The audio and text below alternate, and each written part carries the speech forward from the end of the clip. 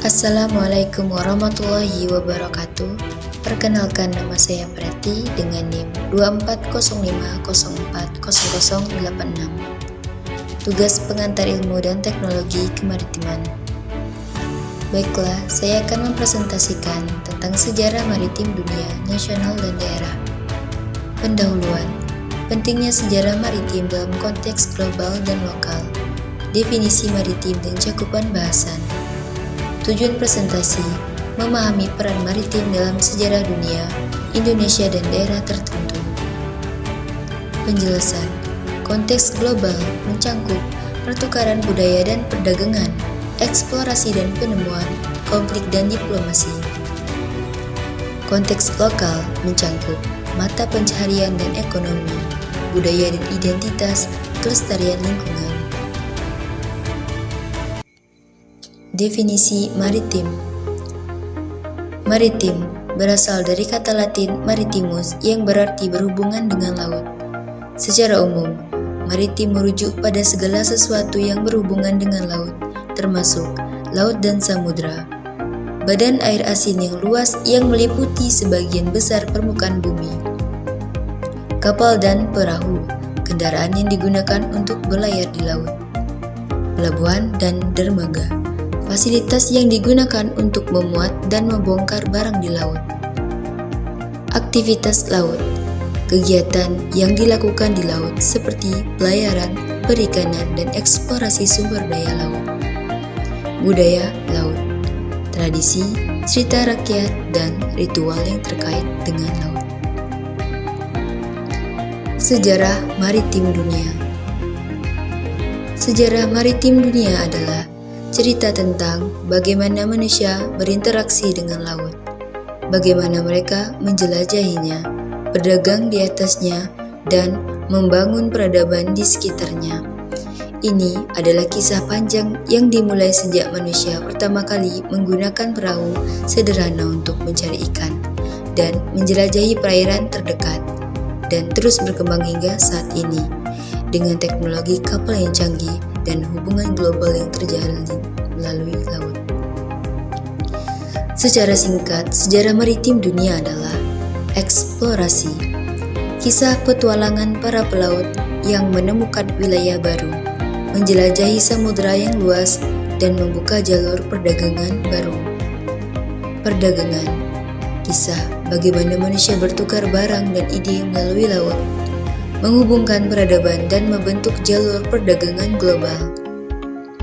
Perang dan diplomasi, kisah bagaimana laut menjadi panggung bagi konflik dan perjanjian antar negara, membentuk hubungan antar negara dan peradaban.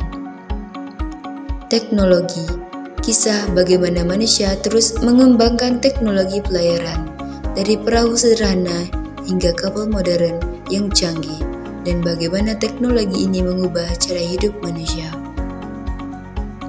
Budaya, kisah bagaimana laut membentuk budaya dan identitas masyarakat pesisir, melahirkan tradisi maritim, cerita rakyat, dan ritual yang unik.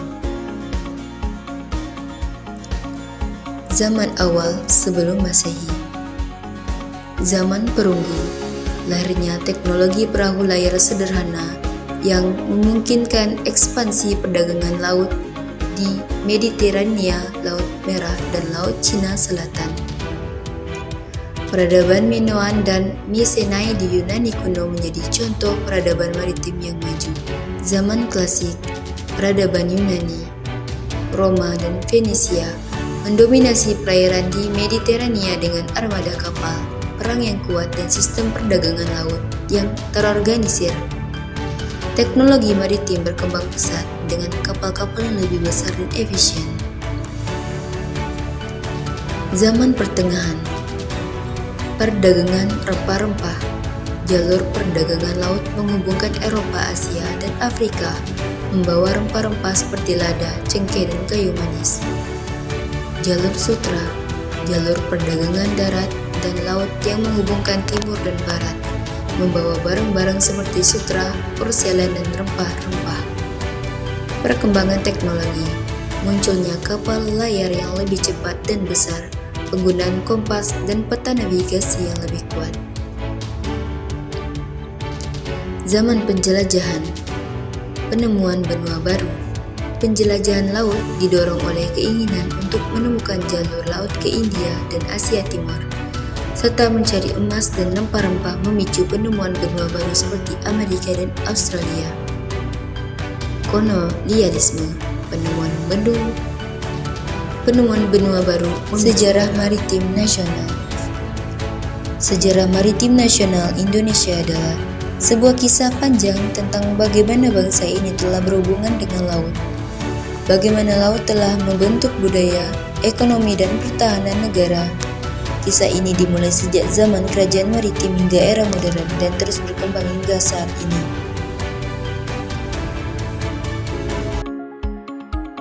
Zaman kerajaan maritim abad ke-7 sampai ke-16. 1. Sriwijaya abad ke-7 sampai ke-13. Kerajaan maritim yang menguasai jalur perdagangan laut di Selat Malaka, terkenal dengan kekuatan militer lautnya dan pusat perdagangan rempah-rempah. Sriwijaya menguasai jalur perdagangan laut yang menghubungkan India, Tiongkok, dan dunia Arab, membawa kemakmuran dan pengaruh budaya bagi Nusantara. 2. Majapahit abad ke-13 sampai ke-16. Kerajaan maritim yang menguasai wilayah yang luas di Nusantara dengan armada laut yang kuat dan jalur perdagangan yang menjangkau Asia Tenggara dan Asia Timur. Majapahit dikenal dengan kekuatan militer lautnya yang kuat, sistem perdagangan yang maju, dan budaya maritim yang berkembang. 3. Kerajaan-kerajaan maritim lainnya. Aceh, Maluku, dan kerajaan-kerajaan lainnya di Nusantara juga memiliki peran penting dalam sejarah maritim Indonesia.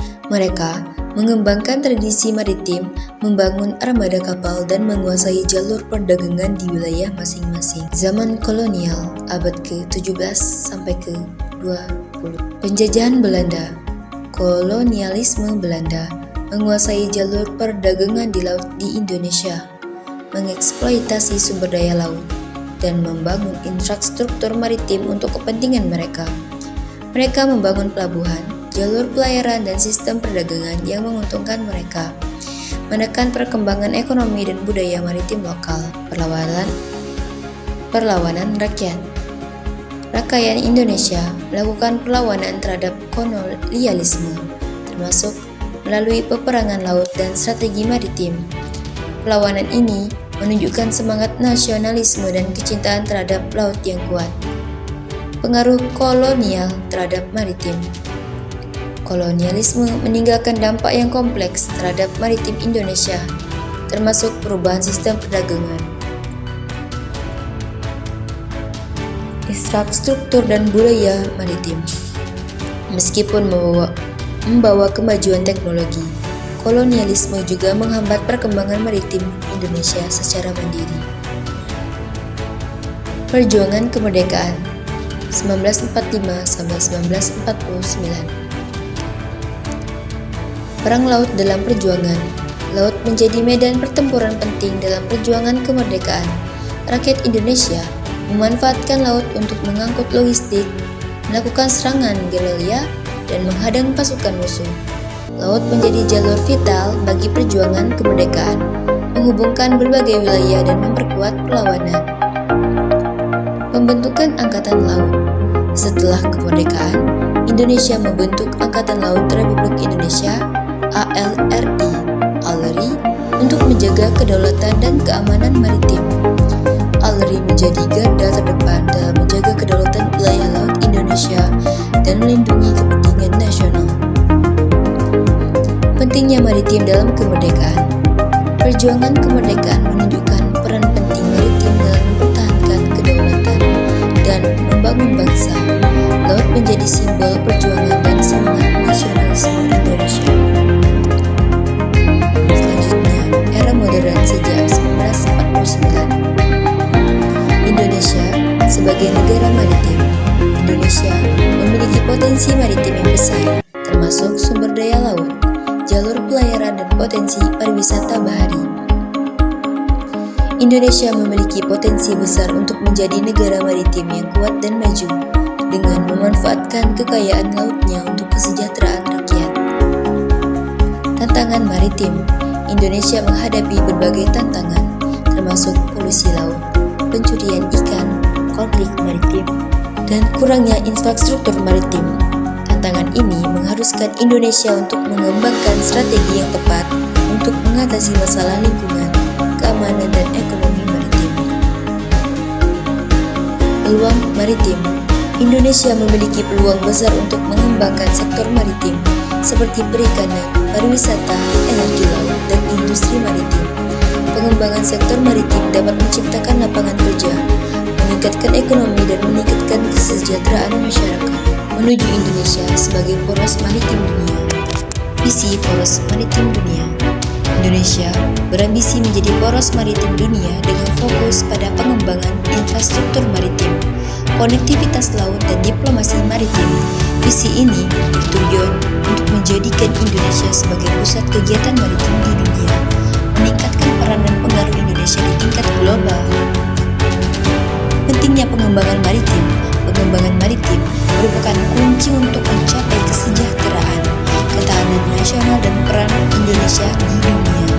Pengembangan maritim harus menjadi prioritas nasional untuk mewujudkan Indonesia sebagai negara maritim yang kuat dan berjaya. Tantangan dan peluang. Indonesia harus mengatasi tantangan dan memanfaatkan peluang untuk mewujudkan visi poros maritim dunia. Indonesia harus meningkatkan investasi teknologi dan sumber daya manusia untuk mencapai tujuannya.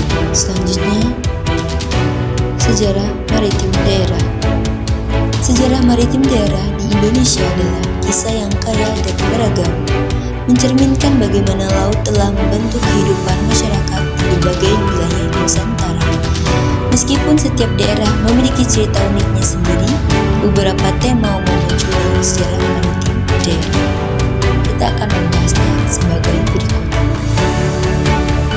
Peran laut dalam kehidupan sehari-hari. Sumber mata pencaharian. Laut merupakan sumber mata pencaharian utama bagi banyak masyarakat pesisir. Perikanan, pelayaran, dan perdagangan laut menjadi bagian integral dari kehidupan mereka. Transportasi dan konektivitas.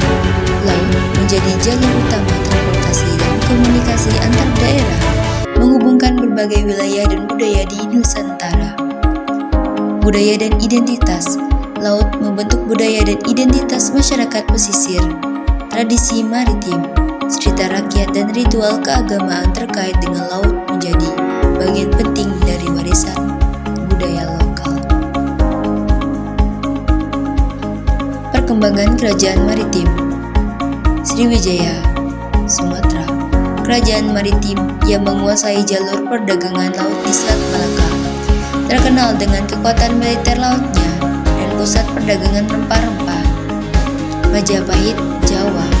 Kerajaan maritim yang menguasai wilayah yang luas di Nusantara dengan armada laut yang kuat dan jalur perdagangan yang menjangkau Asia Tenggara dan Asia Timur. Kerajaan-kerajaan maritim lainnya.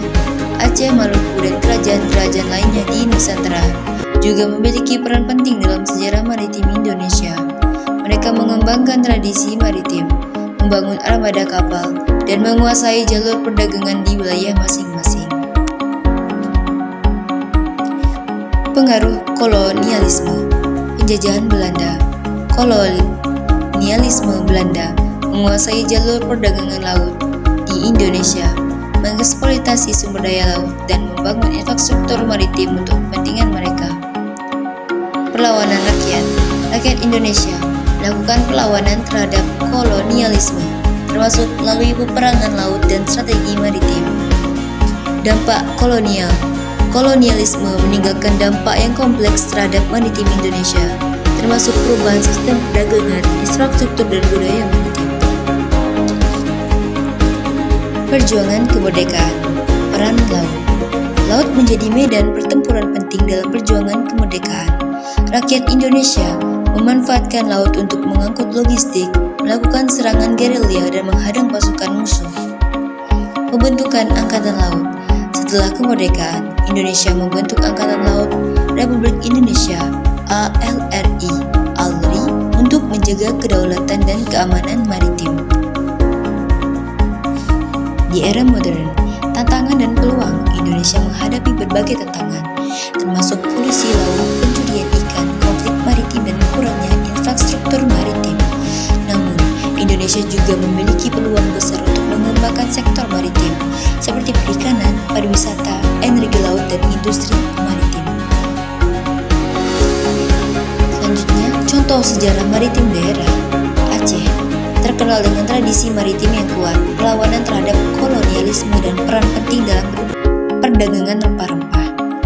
Maluku, pusat perdagangan rempah-rempah, terkenal dengan budaya maritim yang kaya dan sejarah konflik dengan kolonialisme.